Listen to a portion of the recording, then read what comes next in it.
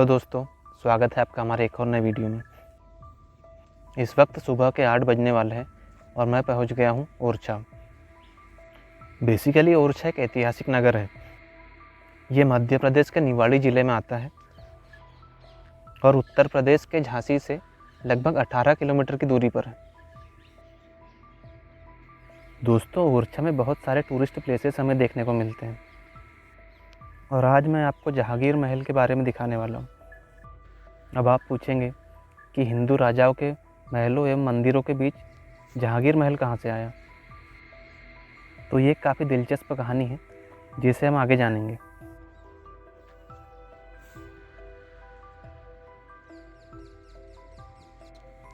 दोस्तों, फिलहाल इसी गेट से इस महल में एंट्री होती है। इसका जो मेन गेट है वो महल के दूसरी तरफ है, जहाँ पर घूमने के लिए टिकट की आवश्यकता होती है, जिसकी शुल्क 50 रुपये प्रति व्यक्ति है और सिर्फ एक ही टिकट से आप यहाँ की सभी जगहों पर घूम सकते हैं।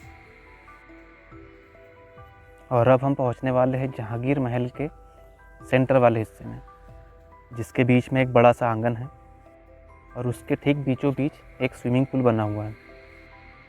दोस्तों, इस महल को बनाने में पीले एवं लाल बलुआ पत्थर का प्रयोग किया गया है। ये महल हिंदू एवं इस्लाम वास्तुकला का अद्भुत नमूना है।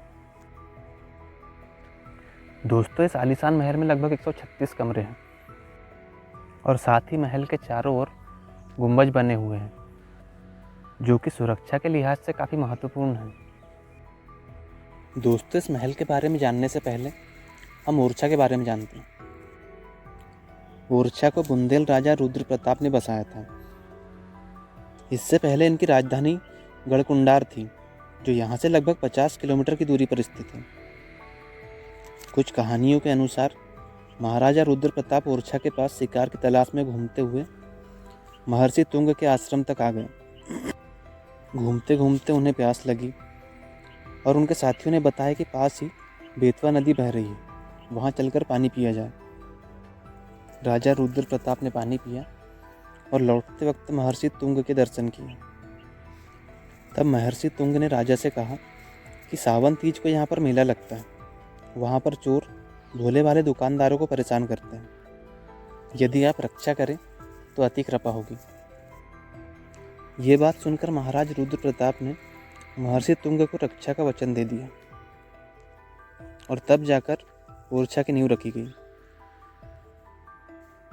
दोस्तों, इस महल में बहुत सारे कमरे हैं और सबसे दिलचस्प बात यह है कि यहाँ पर जितने दरवाजे हैं उनमें सभी चौखटें पत्थर की बनी हुई हैं।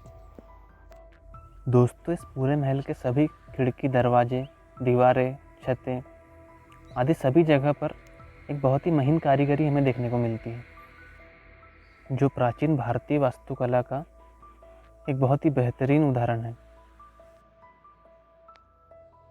आप इन खिड़कियों में लगी जालियां देख सकते हैं, ये भी पूरी तरह से पत्थर से बनाई गई है। दोस्तों, अब बात करते हैं इस महल के बारे में कि ये महल यहाँ पर क्यों बनाया गया। माना जाता है कि मुगल राजकुमार जहांगीर और बुंदेला के शासक महाराज वीर सिंह सिंहासन पर बैठने से पहले ही अच्छे दोस्त थे। जहांगीर मुगल बादशाह अकबर के बड़े बेटे थे, लेकिन आपसी मतभेदों के चलते अकबर और उनके बड़े बेटे जहांगीर के बीच रिश्ते कुछ ठीक नहीं रहे। कहा जाता है कि अकबर के दरबार के 9 रत्नों में से एक अबू फजल ने इस स्थिति का लाभ उठाया और अकबर को अपने बेटे जहांगीर को अपने सिंहासन के उत्तराधिकारी के रूप में त्यागने के लिए उकसाया। ये सब जानने के बाद जहांगीर ने अकबर के खिलाफ विद्रोह कर दिया। इस तरह राजनीतिक खेल चलता रहा और अकबर और जहांगीर के रिश्ते और ख़राब होते गए। जहांगीर इस सबका जिम्मेदार अबुल फजल को मानते थे। एक बार अबुल फजल दक्कन से आगरा की ओर आ रहे थे।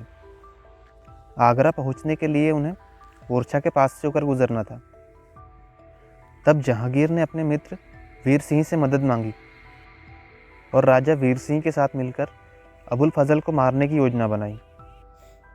जब अबू फजल ओरछा के पास से अपनी सेना के साथ गुजर रहे थे, तब अचानक इस कहानी में एक नया मोड़ आता है और एंट्री होती है हमारे राजा वीर सिंह की। उस वक्त वीर सिंह और अबू फजल की सेना के बीच युद्ध होता है और उस युद्ध में विजय होती राजा वीर सिंह की। उस ऐतिहासिक जीत के बाद वीर सिंह ने जहांगीर को भेंट स्वरूप अबू फजल का सिर भेंट किया था। इस घटना के लगभग 3 साल के बाद अकबर की मृत्यु हो गई और जहांगीर मुगल साम्राज्य का नया शासक बना। कहते हैं कि दोस्ती के तौर पर जहांगीर ने वीर सिंह को पूरा बुंदेलखंड क्षेत्र उपहार में दे दिया था और इसीलिए जहांगीर के सम्मान में राजा वीर सिंह ने इस आलीशान महल का निर्माण करवाया था। हालांकि कुछ कहानियां ये भी कहती हैं कि जहांगीर इस महल में केवल एक ही रात रुके थे।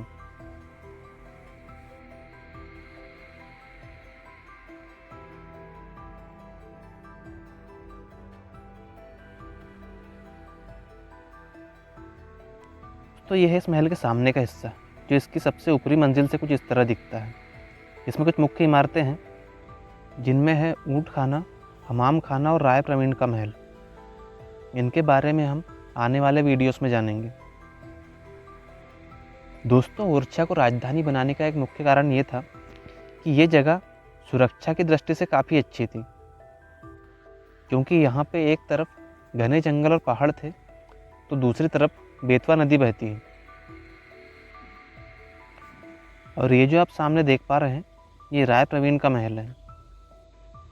ये एक कवियत्री के साथ साथ एक गायिका भी थी और माना जाता है कि ये बहुत ही खूबसूरत थी। इनकी खूबसूरती के चर्चे बहुत दूर दूर तक थे। दोस्तों, इस वीडियो में जो आप आलीशान महल देख रहे हैं, ये यहाँ का मेन महल है। इसके बारे में हम आने वाले वीडियो में जानेंगे।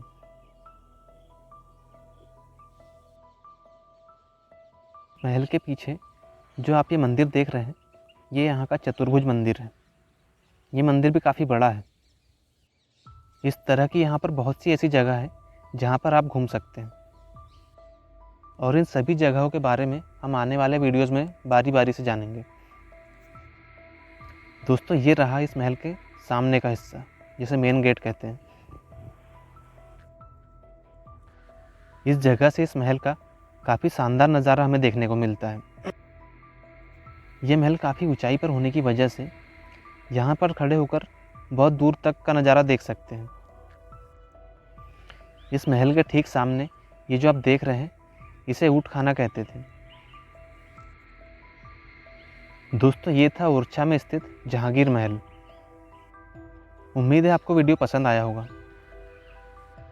फिलहाल इस वीडियो में इतना ही। आने वाले वीडियोस में हम यहाँ की बाकी जगहों के बारे में भी जानेंगे। अगर आपको वीडियो पसंद आया हो तो प्लीज़ वीडियो को लाइक, शेयर एंड चैनल को सब्सक्राइब जरूर कीजिए।